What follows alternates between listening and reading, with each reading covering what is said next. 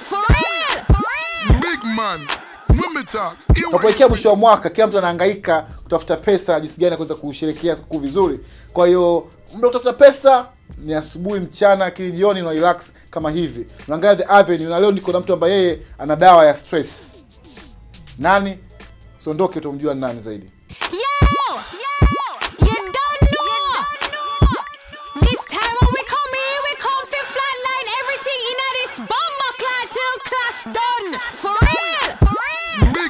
Unaambia kwamba katika kila kitu dawa kubwa ya stress au mawazo ni kucheka. Na leo tuko na mtu ambaye yeye ni mchekeshaji. Lakini kama wewe ushakusafiri kutoka mkoa mmoja kwenda mkoa mwingine kwenye mabasi, unajua kwamba sura hii sio ngeni sana. Tuko na Ringo. Naam. Niambie bwana. Safi blaza. Asante, nashukuru sana. Ringo, katika kazi zote duniani ukaamua uchekeshe. Kwa nini?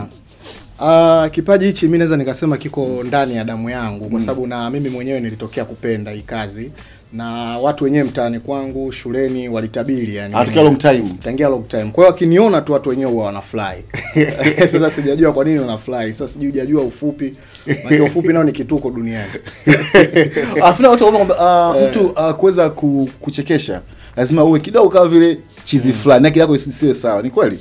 Hamna kitu kama hicho. Mimi naweza nikasema ni talent. Maana vitu vingine unavifanya mtu wa kawaida bwana huyu yani lazima mtu ashangae. Na ndio maana nasema ni kipaji tu cha mtu, yani kitu ambacho wewe umekipenda tayari na ukakifanyia utafiti na ukajua watu wanataka nini, uwafanyie nini ili wafly kwa wakati fulani. Okay.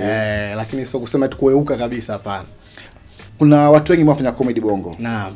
Wewe tofauti ni ipi? Mimi naweza nikasema kwa so mimi tu binafsi kujisifia, hata watu wanavyozungumza kwa yani nina vipaji vingi kwa kweli. Yani kwa sibaki sehemu moja kama ninavyokuambia, yani kwa mimi naweza nikacheza kama Mr Bean bila kuongea. Kama Mr Bean kabisa. Kama Mr Bean kabisa bila kuongea, na vile vile na kubadilika kwa sauti. So kila siku watu wamekuzoea wewe unacheza hivi. Lakini mimi kila position ambayo unaniweka mimi naifit ile position. Kama tuendelee, labda uangalie hii video ndogo ambayo kafanya wenyewe ni mime ni mime bila kuongea. Bila kuongea. Alafu na tauli kuongelea kuhusu hiyo kitu.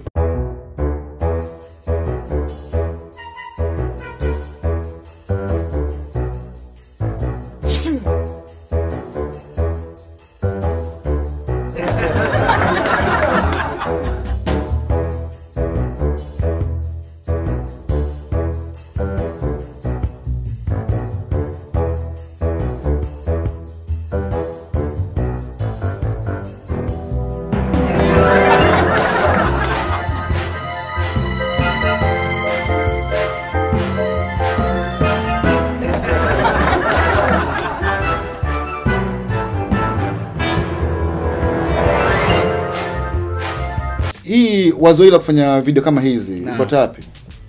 Hii idea kwa kweli ujue sometime unaweza tunajifunza sana kupitia nje ya nchi wenzetu wanafanya nini. Na ili na sisi tupige hatua wa Tanzania wajue nini tunafanya. Kwa ina maana mimi nimejifunza kwa wenzetu kuanzia kwa Charlie Chaplin, kumwangalia Mr Bean. It's a long time Kwa nikasema kwa nini mimi nishindwe kufanya hivi? Ili nilete utofauti kwa Watanzania, nikajaribu kufanya na kweli watu wamenisupport na wamesema kweli Ringo umeweza kufanya. Wewe unaishi wapi kwanza? Mimi nipo Kimara. Labda kwenye kuandaa vitu kama hivi ni mambo ambayo mtaani unaona vituko vya Uswahilini vile au unapata wapi mawazo kupata video idea kama hizi hapa hizi? Ni mara nyingi kweli tunajifunza kupitia mtaani pia.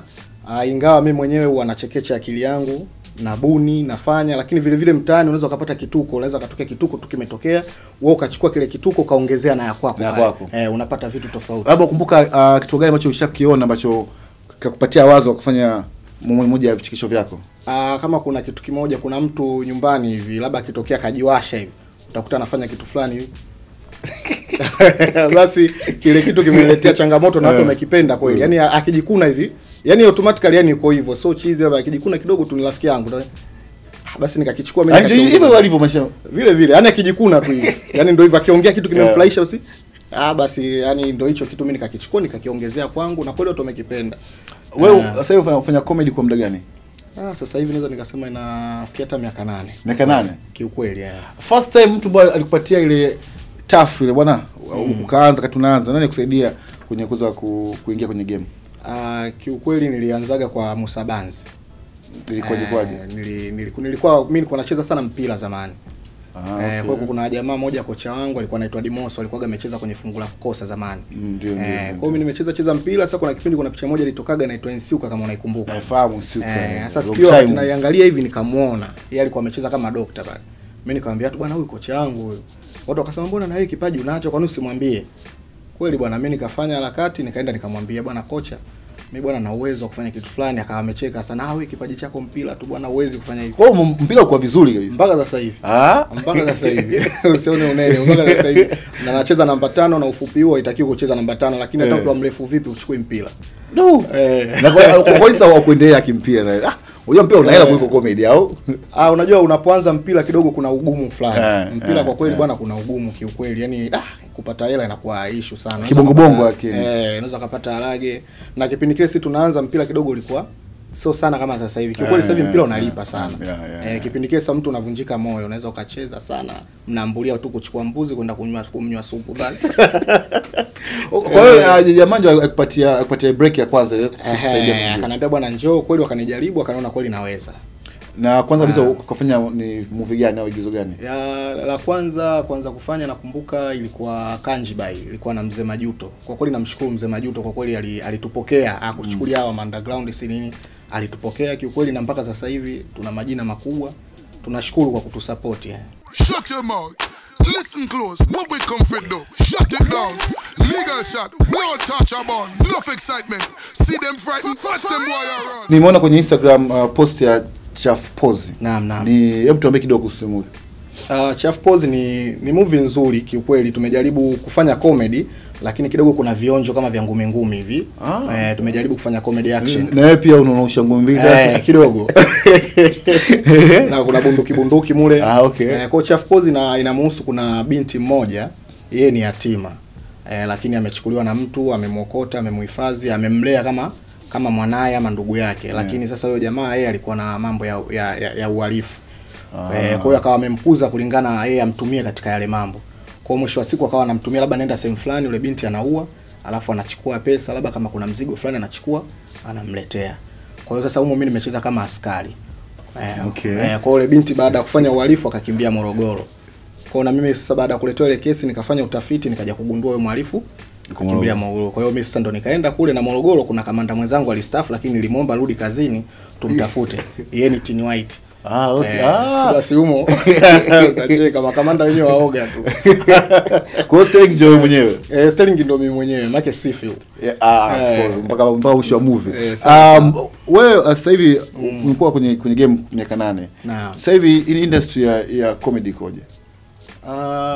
Kwa hivi sasa kiukweli comedy mimi naweza nikasema kidogo kuna unafuu, kusema bado tunaendelea vizuri, lakini kiukweli soko kwa sasa hivi halijakaa sawa. Kwa malalamiko kulingana na wasambazaji wenyewe ambao tunawapelekea kazi. Lakini kaka, kila siku watu TV mtu anaangalia kila siku. Inategemea kwa kweli, kwa sababu ukienda sokoni sasa hivi hali inatisha. Kivipi? Kwa sababu mimi mwenyewe nimejionea, yani wananchi anui kazi. Wanaenda lakini kidogo sana, kwa sababu yani sasa hivi pale kwa wale wasambazaji wa zamani walikuwa nasambaza movie, yani kiukweli wengi wameacha. Utakuta wengi wako kwenye season hizi nini za Wakorea hizi, hata mfilie zibazo watafsiri kwa Kiswahili zile. Kwa Kiswahili. Kwa hiyo utakuta sasa hivi yani maduka yako mawili siji matatu, huwezi kuamini. Kariakoo yani huwezi kuamini. Kariakoo nzima maduka matatu. Maduka matatu au mawili, hali mbaya kiukweli.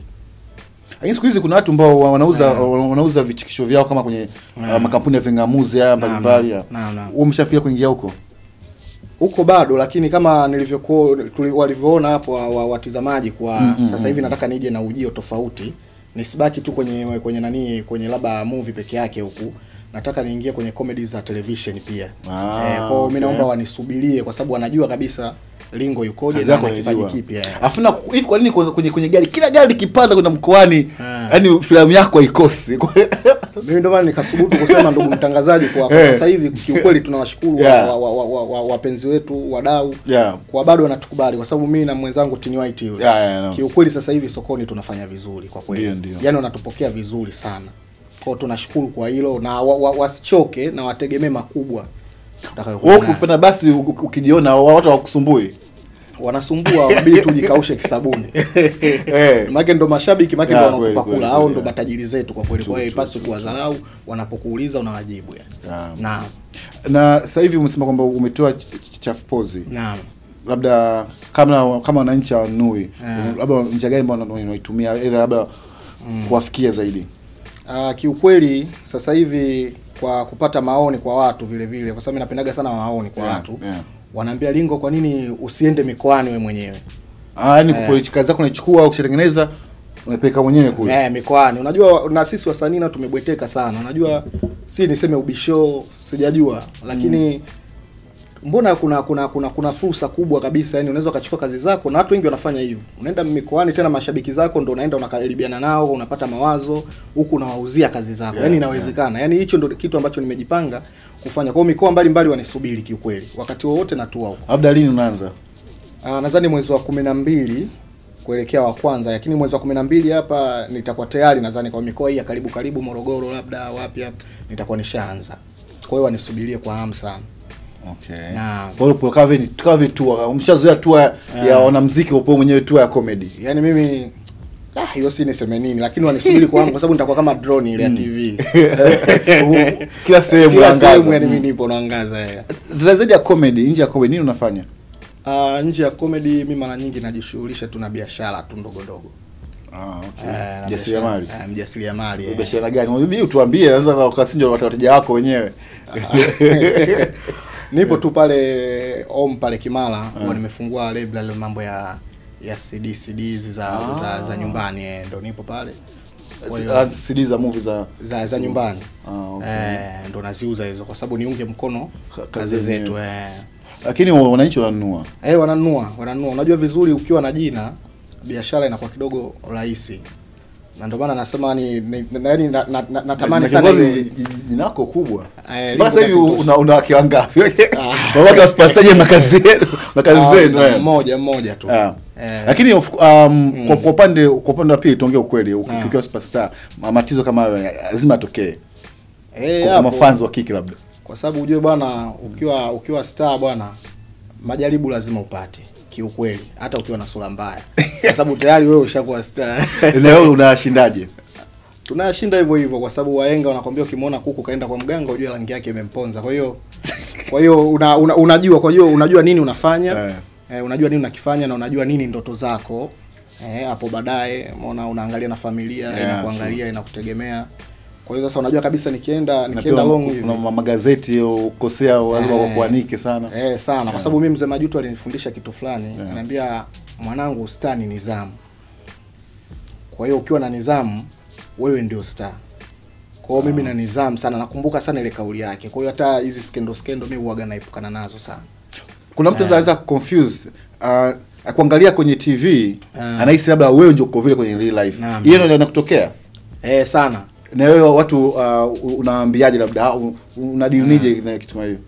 Unajua kwa sababu kitu ushakichagua, unabidi ukipokee. Kwanza kitu ambacho yani nakichukiaga, lakini sema basi tu. Sijawahi kuamkiwa na watoto. Na wewe so unaona ukatuni. Hajaanza kuamkia. Niamkia yani. Sasa Lingo baba yani hamna hivyo. Kwa hiyo nazoea tu huyu bwana hivi. Kwa hizo ni tabu ambazo, changamoto ambazo nazipata kiukweli. Kwa hiyo watu wanavyokuchukulia ndio hivyo, unabidi uwapokee tu hivyo. Utafanyaje kwa sababu ndio kazi ambayo wewe umeichagua. Na nato kiwa serious watu hawaamini kama uko serious. Hawaamini yani. Oh my girl, weirdo. What I want, done with that. Dirty one, Tony Mataran, bass a lick you, make it clap. One go take it off, set the trap. Don't fight it now, your skin sap. Na mtoto mmoja. Miaka mingapi? Ana miaka 4 sasa hivi, kinacheza mpira. Kinapiga danadana 2. Kumbe kasha mtu mkubwa. Kinapiga danadana 2, anaitwa Ernest. Sasa wewe unaweza ukamkazia sura kwa serious kama baba. Wakati anajua baba mwenyewe comedian. Ananiona kinyago tu kwa sababu ujue wakati mwingine wanasemaga zamani watu wengine wanakuambia binadamu zamani sisi tulikuwa wanyama. Kwa hiyo mimi naona labda mtoto kama tulikuwa wanyama, ukimwona mtoto kakuchekea sana, pengine zamani ulikuwa mnyama mzuri kama sungura. Lakini ukimwona mtoto analia wewe zamani ulikuwa sokwe. Kwa hiyo tafakari. Unafikiri mtu wako anaelekea kule kwenye comedy? Ila mimi niko nahitaji kwanza nimsimamie kwenye asome sana, lakini sitompangia, ila yeye mwenyewe atakachokipenda ndio hicho mimi nitamwachia, kwa sababu usimkataze mtoto kitu anachokipenda anachokifuata, basi nitamuendeleza huko. Lakini sasa hivi nashukuru Mungu ana akili sana. Sio kama baba yake. Unajua anasema watu wachukua akili ya mama. Angechukua akili yangu mimi ingekuwa sio nzuri. Miaka 8 kwenye comedy. Kitu gani ambacho labda unahisi kwamba wakati mmoja mgumu ambao utotokea ambao mpaka leo hauwezi kusahau? Kitu ambacho kimenitokea. Kwenye miaka yako 8 tokea uanze comedy. Kwanza labda mimi nasema labda nilivyoanza kipindi kile nilivyoanza, kwa kweli nilikuwa watu wananiona kweli, walikuwa wanajua huyu star hivi, lakini kiukweli nilikuwa sipati hela. Unajua zamani sanaa ilikuwa hailipi. Kwa mtu jina lipo afsina ilikuwa na movie karibia 5 lakini hela hauna kabisa mfukoni. Hauna, yani kipindi kile ile watu wakuone wakonyoshe vidole, yani hela ilikuwa hakuna.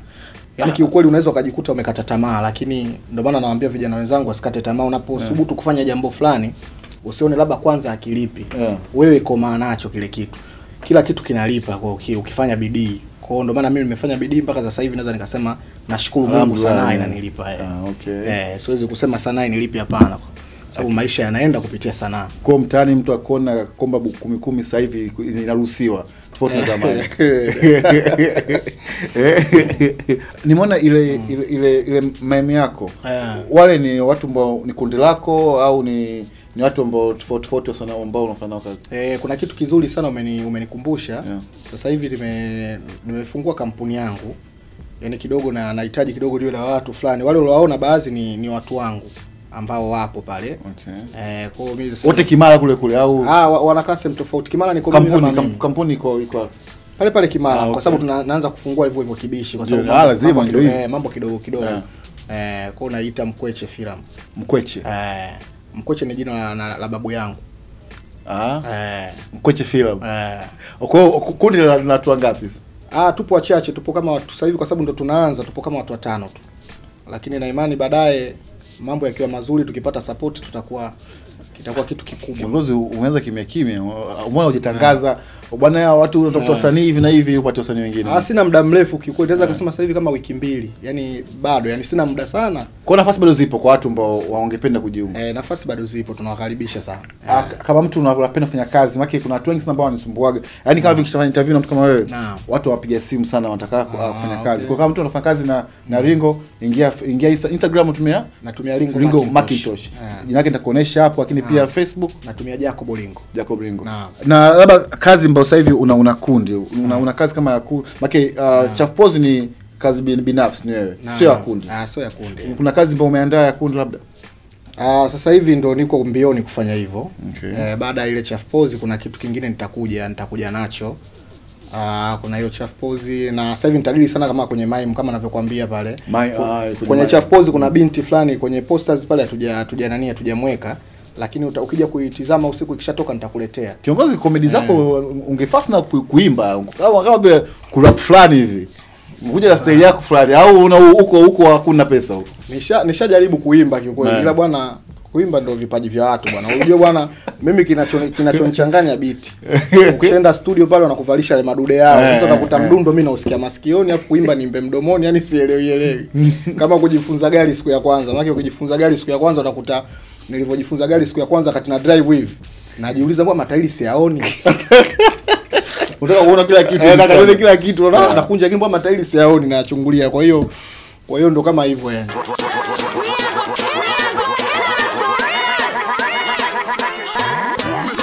Finish with you. Pull up your pants. Go and go get your friend. Dance done. Come outside. Kwa msanii yote ambao unakumbuka ambao anakubania kati tunaanza. Wasanii wapo, lakini sihitaji basi jina hata moja. Kwa sababu yupo mmoja sasa hivi naweza nikasema yuko sehemu fulani, mtangazaji yeye pia sasa hivi. Nilikuwa nakaa naye. Nzeo tunaanza kwa kubania. Nishamuomba sana. Nishamuomba sana akawa anapita kona, wewe hujui bwana. Nishamuomba na mwingine tena mzee mmoja hivi. Tupo naye mpaka sasa hivi msanii mwenzangu. Lakini sijawahi kumkumbuka. Lakini wenyewe wanakumbuka kwamba walikubania. Lazima mtukumbuke. Nakumbuka, ila watu wengine ambao naweza nikawashukuru sana. Namshukuru sana Joti na Mpoki kwa sababu wale jamaa walikuwa wananitia sana moyo. Okay. Yani wale walikuwa wakiniona tu hivi wananitabiria tu. Watu wanaonekana tu mtu anacheka. Anambia bwana utakuwa mtu tofauti sana baadaye. Yani Joti na Mpoki na washukuru sana na nakumbuka mpaka kesho na nawaambia mchango wao nao na watarajie makubwa kutoka kwangu kama walivyonitabiria. Na wakubali sana washikaji. Mimi napenda zile kuna moja ile ukutana na dada moja kwenye Facebook kuja kumuona live tofauti. Okay. Hamna vile vitu watu wengi wanalalamika. Kama vijana wenzangu wanaweza kusema unaweza mtu akamapproach nani msichana kwenye FB. Kumbe utakuta mtu pale kajitengeneza kapiga mafilter kibao. Kaenda kule unaenda kukutana naye hivi ndo matokeo yake unakutana na kitu kama kile. Sawa bwana. Comedy zako zimeweza kufanya vizuri sana. Na kama kitu kimoja ambacho ungeweza njia gani ambayo wewe ulitumia ambapo labda ukaisi njia hiyo iliyopita nje kukafikia hapo ambapo unaweza kama stili yako fulani hivi? Kwanza kumheshimu Mungu pia, kuwa na hofu na Mungu. Alafu vile vile kujiamini. Kujiamini kama nilivyosema pale awali, nidhamu pia na kupokea ushauri kwa watu. Kujifunza kulingana na yani na wenzako nini wanakifanya na wewe unajifunza kupitia wao. Lakini kwa pia tofauti. Hostel yako tofauti wako ulipata wapi? Au ni mwenyewe tulikuja? Mimi mwenyewe automatically ni kipaji kutoka ndani ya damu kama ninavyokuambia. Lakini mazoezi lazima tufanye, si ndio? Mazoezi pia ni muhimu binafsi wewe mwenyewe, yani unajua usikae tu kama msanii unajiita msanii unabweteka hivi. Unaweza kukaa hata nyumbani ukaa umetafakari kitu au umepata idea unaifanyia kazi. Sababu wewe comedy zako si unaandika vichekesho vyako, unaviandika kwanza. Naviandika mwenyewe. Una practice nini unaweka sawa? Naviandika hivi, ingawa nahitaji elimu zaidi, lakini naandika mwenyewe. Elimu zaidi ya labda kama unajua nikipata fursa nitahitaji kusoma pia kusomea sanaa zaidi kama itawezekana. Lakini wapi kama Bagamoyo hivi? Bagamoyo wanafundisha. Kwenda kule kupata idea, yani kuongeza mawazo mengine ama kuongeza elimu nayo inasaidia vile vile ili uongeze na chako pale. Kwa sababu wanasema akili ya mwenzio changanya na yako. Kwako ili mtu aweze kusonga mbele. Kaka, shukrani sana bwana. Pamoja sana. Mimi nashukuru sana bwana. Neno leo ni kwamba kama sasa hivi unaangalia TV, unaniona na unanisikia, unajue kwamba wewe ni tajiri. Tajiri gani? Kwamba wewe unaona. Kwa hiyo kuna watu wengi ambao duniani ambao hawaoni na wamezaliwa hawaoni, lakini sio kosa lao. So binadamu kichwa kwanza lazima kwanza una shukrani. Naitwa leo ni rap. Mungoni mama. Ndaga jogo dida. Utie happy birthday. Abisa. Happy birthday. Bate abisaeri. Happy birthday. Abisaeri. Happy birthday. Abisaberi. Happy birthday Orida. Sio zikamja vinyejejo gwe. Orida. Yoji mumperu mwana abisaeri. Happy birthday Orida. Yo abisaeri Orida. Yoka. Uti Orida happy birthday. Orida abisaeri. Ndio kipindi tumaliza hivyo. Shukrani sana kwa kuangalia The Avenue. Nyuma kamera leo alimkufia kufanya kazi mbili, kufanya kazi ya kamera lakini pia kudirect kipindi. Shukrani sana. Kama wewe pia umeangalia kipindi labda mwishoni, please ingia YouTube, unaandika tu The Avenue Mawazo Huru, unaangalia vipindi vyote vya nyuma hiki na vya nyuma vyote vile. So na pia kama uko Instagram, follow me, I follow you back, Facebook na Twitter. Mpaka next time man. Peace and love. Maana upende kwenu. Mouth. Come here girl. Weirdo. What I want. Done with that. Dirty one. Don't matter on. Bass a lick you. Make it clap. One go take it off. Set the trap. Don't fight it now your skin soft.